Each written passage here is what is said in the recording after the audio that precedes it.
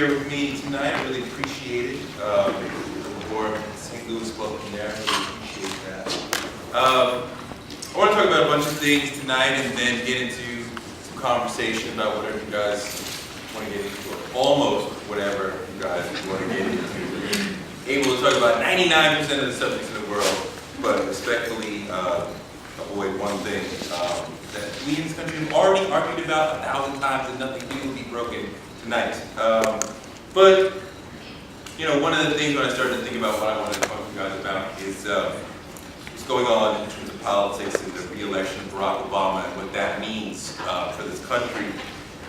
Two things jump out at me about what it means. For one thing, this time we voted for a man with foibles, with flaws, who really could not be seen as a sort of Superman. The first time around, Obama sort of presented himself as this sort of Superman, right? And even McCain had to respond to it and say, like, well, look, he presents himself as this global celebrity, right? He's not this global celebrity. He's not a Superman. He presents himself as, I'm brilliant, super capable, I can accomplish anything. The second time, after the first term, he's brought down to earth, right? He cannot part the seas anymore, right? He's not this sort of person who's just going to come in and change the tone in Washington, change the climate, change everything, right? He's no longer the sort of magical Negro, right? Everybody who becomes president or runs for president is a fairly extraordinary individual, but in the realm of extraordinary individuals, now suddenly he was sort of brought down to earth a little bit more. So the idea that we would support a more, quote-unquote, down-to-earth, regular-ish black person as opposed to a Superman is somewhat extraordinary, I think. I mean, I think when the country's in trouble, if an extraordinary person shows up, black, white, or green, you're gonna be like, yo, we want him to save us because we're in trouble, he's extraordinary. A more regular person is like, wow, like, you know, I think we've seen this in our lives that if you are extraordinary as a black person, you can get ahead. My mom, before I was about to go to first grade, she said, you have to be twice as good as those white kids. We're not getting to real equality till we don't have to be twice as good. And that was the Barack Obama of 2012. The man was like, I'm not twice as good, I'm just as good. So please give me another chance to keep doing what I've been doing. So that he could get reelected after a tough first term and showing himself to be human is somewhat extraordinary.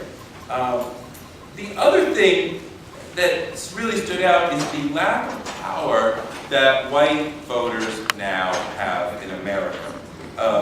The white percentage of the electorate has dropped steadily every election since 1980. And now, even when white voters come together in near historic numbers, I think the percentage for Romney was at around 60%, which is near historic numbers, even still they can't get to choose the candidate they want because black and brown and Asian people came together in massive clusters to reject Romney and the GOP and support what Obama was talking about. So you see the browning of America starting to happen there. Already more than 50% of the babies in America are black, brown, and Asian.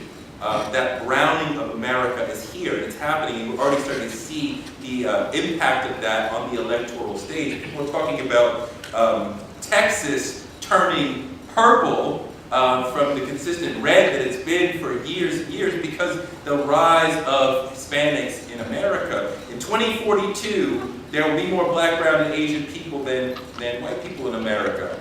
And when you see those sort of demographic trends, you see that the GOP is no longer going to be able to function as long as so much of what they're about is being hostile to black and brown people, and gay people, and in some ways to women.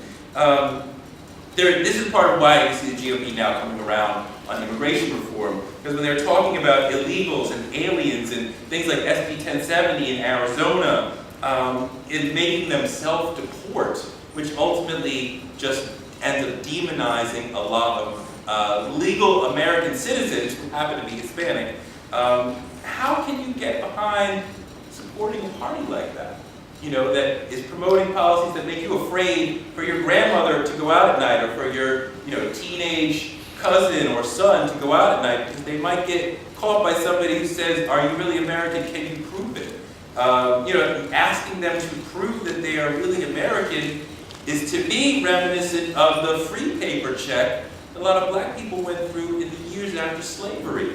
How are you going to get people to support your party when you feel like they're treating you like you're not really American?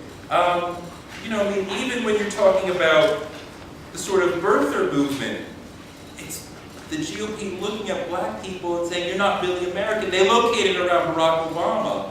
But in saying, you're not really American, or prove that you're really American, even though you're already the president. So clearly you had to have shown your papers several times to get to be the president, because you were already a senator, but now we want to see them yet again. And I think a lot of black people correctly read that as saying, you as a black person are not really American. You're not a true American like we are as white people. We read that. We understand what the real message there is, and we are rightly offended by that.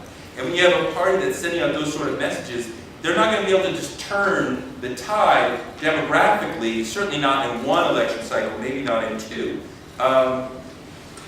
What the GOP has been selling for so many years, perhaps since 1964, is racial resentment and white racial anxiety. That's a key way that they drive working class white people into their party.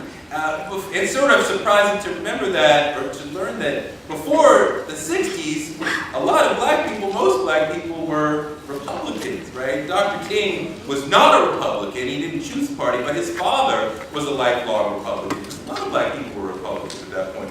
But in 1964, everything changes, right? With LBJ supporting the Civil Rights Act and Barry Goldwater, the Republican, is not. And at that point, black people start to go with the Democratic Party, and you see that as the Democrats are extending rights to black people by the Civil Rights Act, and then to women by the ERA, and to gays, right, in recent years, the gay rights movement.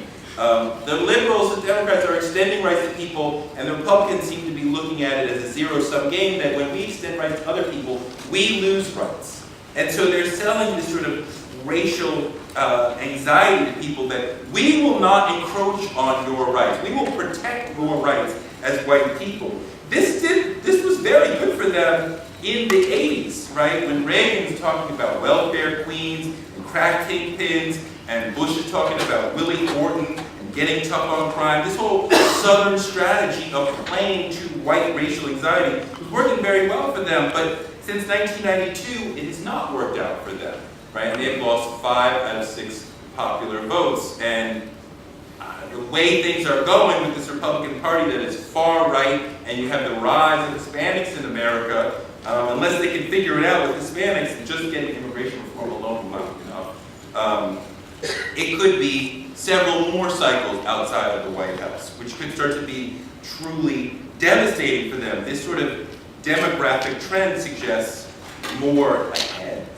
You can't stop serving white racial resentment, white racial anxiety, and serve black and brown voters. It's not going to work. You can only serve one at a time, and if they stop serving white racial anxiety, then they lose a central part of their constituency and central part of their appeal to the white working class voters. So this is part of the internal war that the GOP is going through right now, and it's going to be a little bit hard to break because some of the true leaders of the party are the media thought leaders. Rush Limbaugh, Ann Coulter, Michael Savage, Bill O'Reilly, Sean Hannity. These people spend a lot of time spewing this sort of racism or sort of white racial anxiety that goes into the voters, and they demand it from the politicians, who can then sort of, cue it to them. Sort of, we talked about dog whistles a lot in the 2012 campaign, but we've had dog whistles going back for decades now. This is just the first time we actually codified it with that name. But when Glenn Beck talks about the president hates white America, or we talked about the birth of